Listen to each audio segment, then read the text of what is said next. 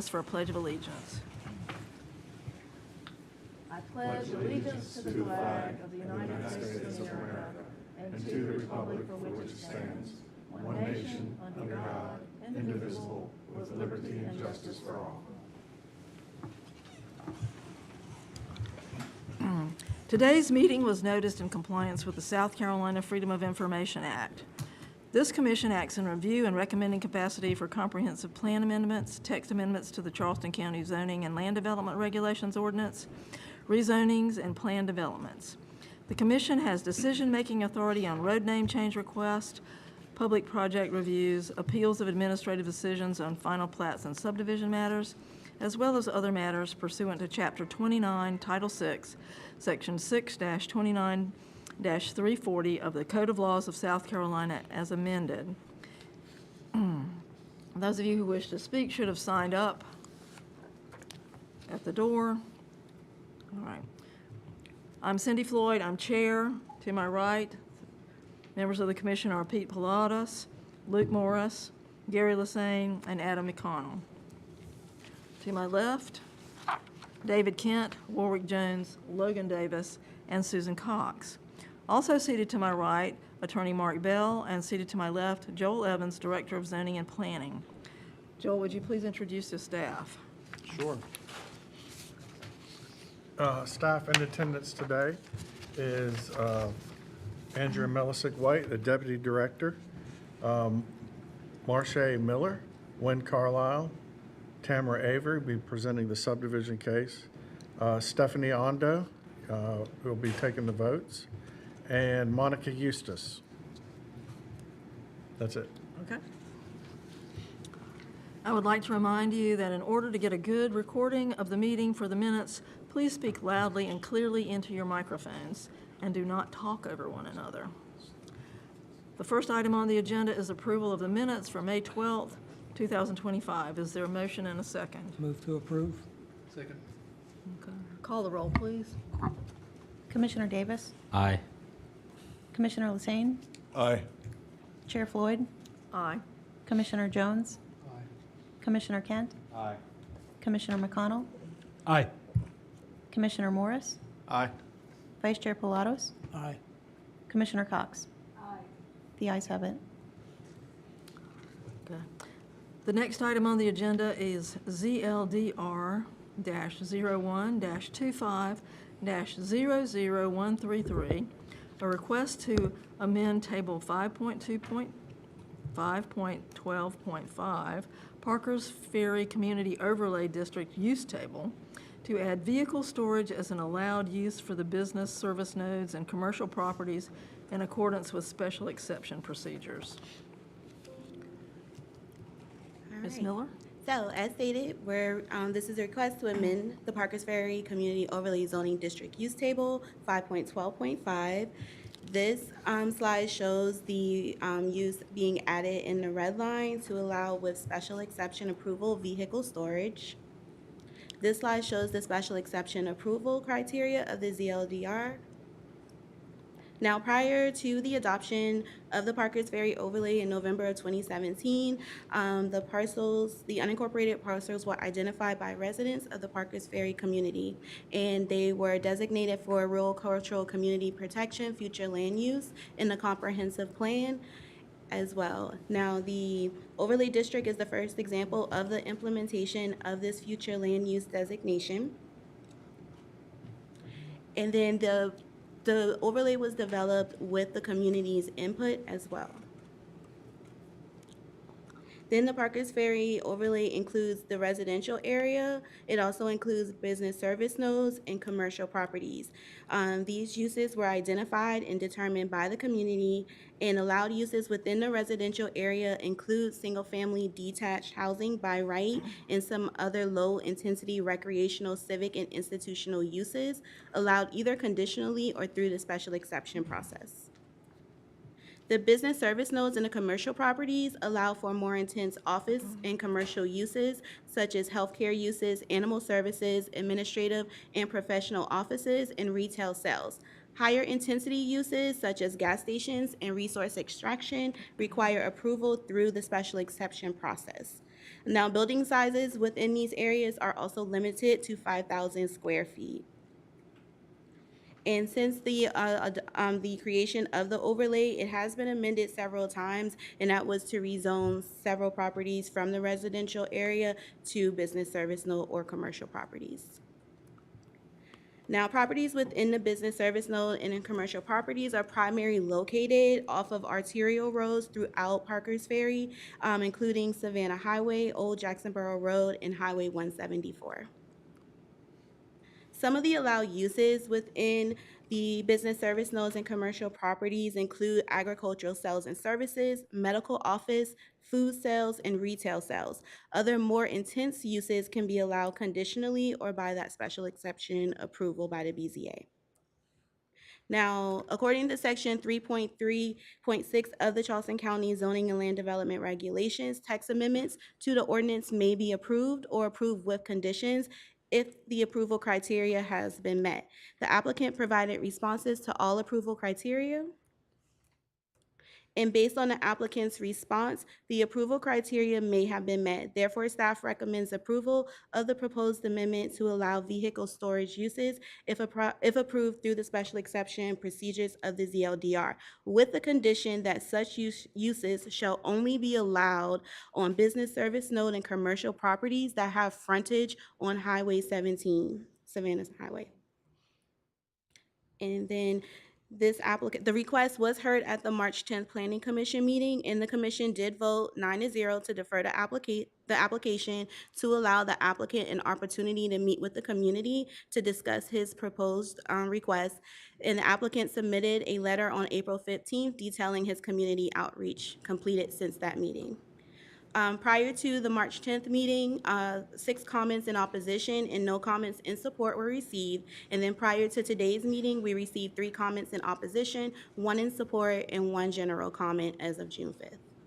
And then this request was noticed as required. Thank you. Thank you for that report. Are there any questions for staff, for members of the commission? Okay, we'll hear from the applicant. Chris Lanu. How do you pronounce that, Chris? Lanu, okay. Did it right.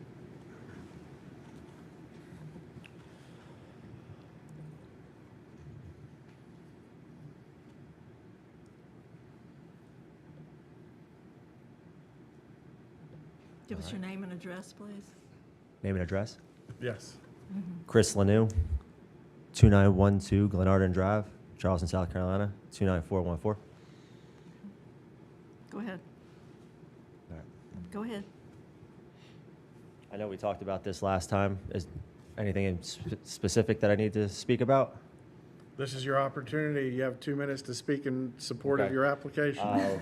Last meeting, I was asked to provide the boat landings that were close. There's 6 within a 14-mile proximity.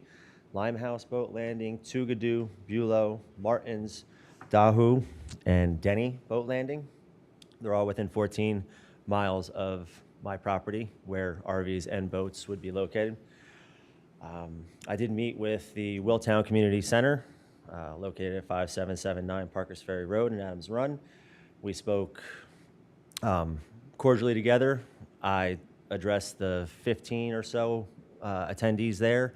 They had some questions for me. I answered those. Everybody came to an agreement that it was okay and everything was fine. Any questions for the applicant? Warwick? How large is the lot that you have in one of these lots? One more time. Talking to your mic. Sorry. How large is the lot that you have in one of these nodes? It's 1 acre. Thank you. Anybody else? Okay, thank you. All right, thank you. Richmond Truesdale. Tell us your name and address, please. Richmond Truesdale, 4940, Adahu Road. Just like to say hello to Miss Floyd there. Somebody I haven't seen in a long time there. She probably remember my name, Truesdale and Boynes. Just got a call about this the last minute. Didn't know what was going on, so somebody just asked that I come down and see what this is all about. So this is the first time I'm hearing about it. So basically, was coming to see what was going on. For what it looked like, I don't think I would oppose it. From what I can see, I pass the property all the time. It's on 17, so I don't think that that I would have any problem with it. Thank you. Okay. Beverly Grant. Oh, I didn't ask if, we didn't check to see if anybody had quit. We didn't check to see if anybody had questions for Mr. Truesdale. That's okay. Okay. Good afternoon. Name is Beverly Grant. This is my first time coming to a meeting. Address. So I came to really find out what was going on. Address? 1356 Orleans Road. Yes, sir. Well, just- So I'm just finding out about. Just tell us how you feel about this, that. Well, I really don't know. This is my first meeting.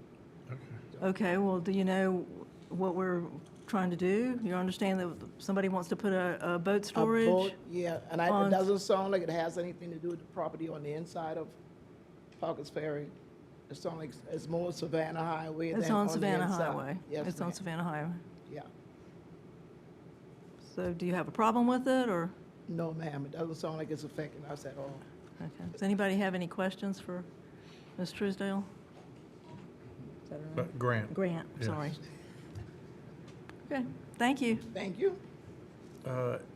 Emily Whiting.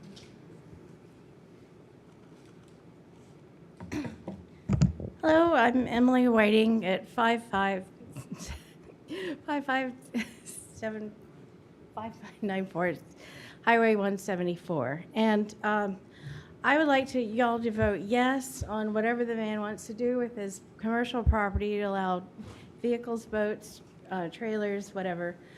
Because this area, I think, needs more commercial opportunities.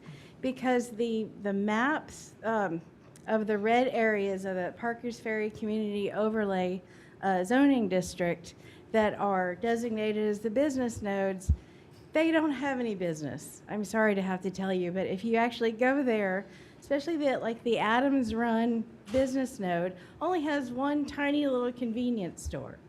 And it's the whole area, I think, needs to be y'all need to be as lenient as possible, allowing commercial and other development for the property owners. Thank you. Any questions from the commission for this speaker? Okay, thank you. Jonathan Whiting. What she said.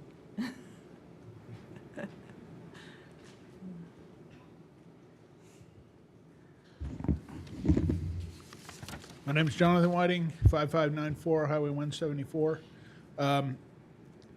Let the guy have his business. It's a small business. It's going to encourage use of the boat landings in the area, which will help to encourage more leisure fishermen coming into the area, which then promotes the other smaller businesses that are around. And I think we need to be doing things to more encourage the smaller businesses out in the rural areas, which then helps to not only improve the economy in the area, but also brings in more businesses that come along. There will be people who want to open up a small boat repair shop. There are people who want to have their boat fixed in the area. They can take it right from his lot, take it to somewhere to get repairs done. Things like that happen. It's what grows a business area. And these business nodes seem to be hindering a lot more business than anything. So I think that along with letting him have get his business going, we need to re-examine these business nodes and how they're being used. Thank you. Okay, any questions for this speaker? Okay. All right, That was it. do we have a motion and a second So moved. for approval? Move forward. Okay, Second. okay. Any discussion? Yes. Okay. I guess this is not of major importance, but I've read the Parkers Ferry overlay, and it's full of good intentions, but not really all that specific. I'm sort of 50-50, sort of 51 against, 49 for. I just feel that when this overlay was determined, it had public input from the community, and it was as it is written, and now we're planning on changing it. I'm not happy about that. And secondly, this is a parking lot for boats, trucks and whatever, and the applicant has said that there's a development down the road, which I believe is outside the overlaid area, which this will provide service for. I'm not sure that that's necessary or necessarily a good thing. I feel that this could be an eyesore. It could hinder development. Some folks said that it will encourage development. I might add, in relation to the last speaker, there is already provision for vehicle and boat repair services, so that is allowed, but we're talking about permanent storage facilities. And so I guess that's really all my reasoning. Maybe it's not that strong, and maybe I'll be voted against, but that is my feeling, and I would be voting against this. Luke? I believe I asked this last time, but just a point of clarification that what we're voting on is to make this a special exception, not necessarily that we're approving it. So he'll still have to go to the BZA, correct? And much like you, honestly, the fact that boat repair and service is already a special exception, and BZA is going to be determining that whether or not it complies, or when he applies for BZA for the special exception, they're going to be making sure that it complies with the comprehensive plan. I don't really see too much of a difference between the two, which is why I would vote yes for it in favor of the applicant. And honestly, anything that helps with boating, I think that as a county, being right on the water, boating amenities are pretty lackluster in our county. I think that they could be improved. So those are my reasonings for voting yes. Anybody else? But before we go into the vote, I want to just clarify, staff did have a recommendation with conditions if it was to be approved. And Marche, could you remind the commission of what that is? And thank you, Andrew, for reminding me. Yeah, so the recommendation is to approve the vehicle storage use within the commercial properties and business service nodes, as long as the properties have frontage on Highway 17, with special exception approval. Who made the motion? I did. I accept that. Accept that as a friendly amendment? How about, who did the second? Okay. Second. All right, so you ready for the vote? Call the roll, please. Commissioner Davis? Aye. Commissioner Lassane? Aye. Chair Floyd? Aye. Commissioner Jones? Commissioner Kent? Aye. Commissioner McConnell? Aye. Commissioner Morris? Aye. Vice Chair Pilatos? Aye. Commissioner Cox? The ayes have it.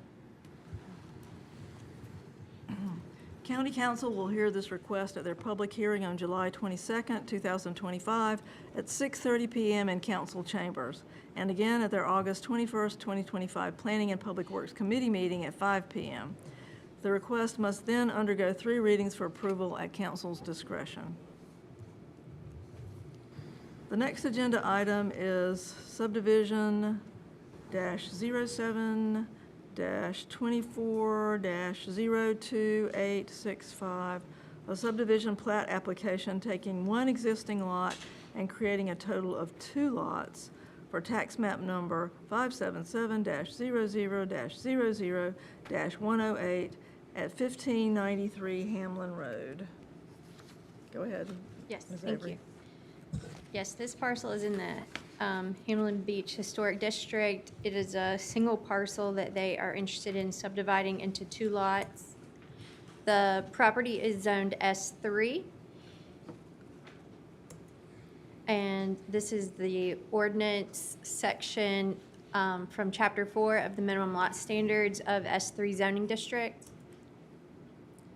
Current zoning, aerial view of the property from GIS, flood zone map. These are site photos from when we placed the notice of public hearings. This is the copy of the plat that they've submitted us, subdividing the property into 2 lots.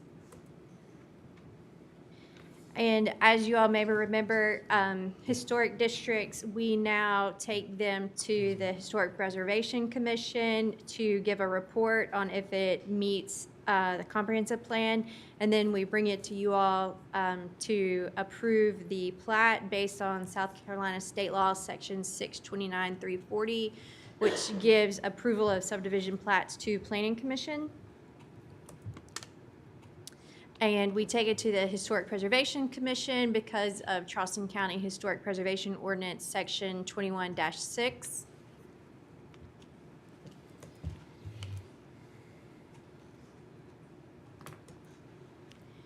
So the Historic Preservation Commission, they reviewed the plat and they also compared it to the cultural resource elements within the comprehensive plan and determined if it meets or did not meet certain sections of the cultural resource elements and provided a report to you all. So this is the section of the comprehensive plan.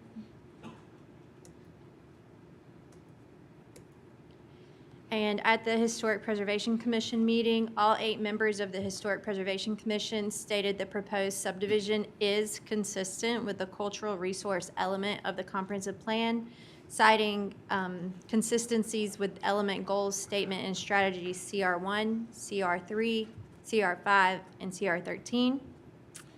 And no member stated the proposed subdivision is inconsistent with the cultural resource element of the comprehensive plan.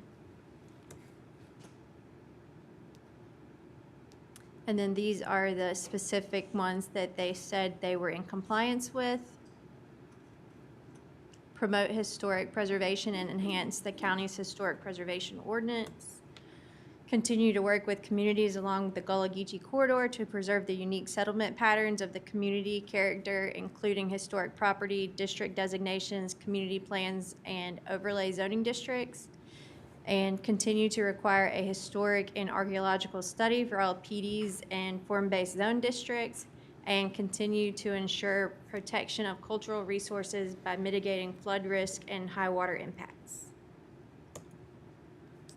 Staff recommendation, the application complies with the requirements for the Charleston County Zoning and Land Development Regulation Ordinance. Therefore, staff recommends approval because it does meet the minimum lot requirements for the S3 zoning districts. As for public input, the May 21st Historic Preservation Commission meeting, 2 people spoke in support of the request, 0 spoke in opposition, 2 people wrote in letters of support, and for today's meeting, no additional public input was received. And it was, the notifications went out to all the interested parties and posted in the Post and Courier and on site. Thank you for that report. Are there any questions for the staff from the members of the commission? Quick question. This might be more for the applicant. I don't know how involved staff was with this subdivision, but I was curious about the easement, what the terms were and why the easement was used instead, but if staff didn't have any involvement with that, I guess it would be a question for the applicant. What easement are you referring to? So the ingress egress easement? Yeah. Yeah, so they have to provide legal access. So these lots are stacked. So they have to provide a minimum of a 20-foot ingress egress easement to the new lot that they're creating. That's in the ordinance. So that's what they're providing. Was there a reason that they chose an easement instead of subdividing the property so that essentially instead of needing an easement through the front property, the new property was delineated in such a way that it accessed the road without an easement? Does that make sense? Well, no, they've subdivided into 2 individual parcels. So our ordinance allows for you could do a flag lot, but you have to meet certain requirements to have at least 20-foot access along the main road. Or you can provide an easement through an adjacent parcel as legal access to the newly created lot. And they didn't meet the requirements to do a flag lot, so they needed to provide an easement. Okay, perfect. And I assume that easement is perpetual? Yes. Okay. Mr. McConnell? Oh, okay. Okay. All right, the speakers, Lily Johnson?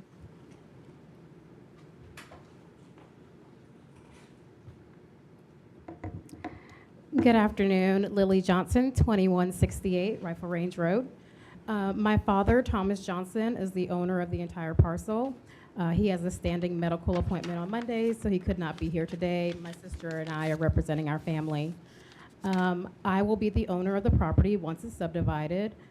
I have lived in Mount Pleasant, Charleston County, Hamlin for the majority of my life outside of college, and most recently I've lived at the property in question.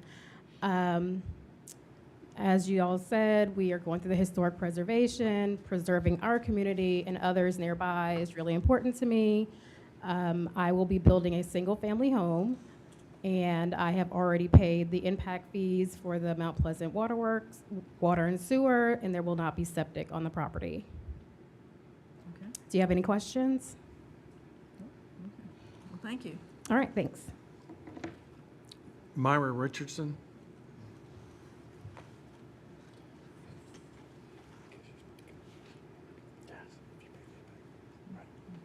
Good day. My name is Myra Snipe Richardson. My address is 2755 Earl Johnson Lane, Mount Pleasant, South Carolina. I'm the current president of the Hamlin Beach Community Association. We're excited about the subdivision. The land in the Hamlin Beach community holds deep cultural and spiritual importance to us. Lily Johnson is a direct descendant of this property. The ancestral land is what we're trying to protect and preserve. We want our children to be able to come back home to help with grandparents, parents, and to build and unify this community. So it's very important that you pass this so she's able to build her single-family home on this property. This is one that we truly, totally agree with. This is what we want for our community. This will help protect us, will bring the young people back in the community, and make this community a strong, vibrant community, not just for us to survive, but to thrive. So please approve this separation, this subdivision. Thank you. And Cassandra Davis? Good afternoon. My name is Cassandra Johnson Davis, and I live at 1148 Hero Road, Mount Pleasant, South Carolina. And I don't know if I'm a proud sister, big sister, or a proud mama bear, but Lily Johnson is my sister. We are direct descendants of Samuel Johnson, and he was a slave on the Copahy Plantation. Yes, it's now the Hamlin Working Farm, but we have a great relationship with the Hamlins. And my sister and our president has been very modest on today, but my sister Lily actually served as the chair on the Town of Mount Pleasant Settlement Community Task Force. She dragged me along, and I was able to learn so much. I knew nothing about civic duty until she dragged me along, and we've built a really great relationship, and Emily and Andrea and a whole crew have been mentoring us, teaching us about how to protect and preserve our community based on the civic part. So my sister's been beating the ground in our community, and behind the scenes, when we're at the mics, she's at the computer, putting things together for us. So I really would like for you all to approve this. I'm proud of her, and I look forward to her service in our community, and you guys will see her a little more often. So thank you, and please approve it. Any questions from the commissioners? All right. Motion to approve. Second. Any discussion? All right, call the roll. Commissioner Davis? Aye. Commissioner Lassane? Aye. Chair Floyd? Aye. Commissioner Jones? Aye. Commissioner Kent? Aye. Commissioner McConnell? Commissioner Morris? Aye. Vice Chair Pilatos? Aye. Commissioner Cox? The ayes have it. This is the final decision of the Planning Commission. If any person with substantial interest in a decision of the Planning Commission chooses to appeal this, they may do so to the Circuit Court of Charleston County. Such appeal shall be filed within 30 calendar days after today's date. All right, that was the last item on the agenda. Okay. Anybody have anything? Any business, old business? If there's no further business, the meeting of the Charleston County Planning Commission stands adjourned. The commission will hold its next meeting on July 14th, 2025, beginning at 2 p.m. here in council chambers. Thank you. Thank you all.